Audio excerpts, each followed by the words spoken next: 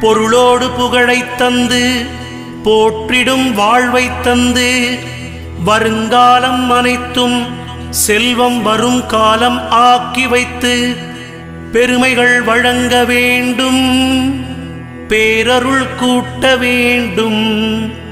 அருள்மிகு குருவே, உன்னை அடிபணிந்து வணங்குகின்றேன். வருடம் ஓர் ராசி வீதம் வட்டமாய் சுழன்று வந்தே தருகிற பலனை நாங்கள் தங்கமாய் ஏற்றுக்கொள்வோம். வருகிற நாட்களெல்லாம் வசந்தமாய் மாறுதற்கே அருள் தரும் உனது பார்வை அனுதினம் எமக்கு வேண்டும். குருவே, நீ பார்த்தால் போதும் கோடியாய் நன்மை சேரும்.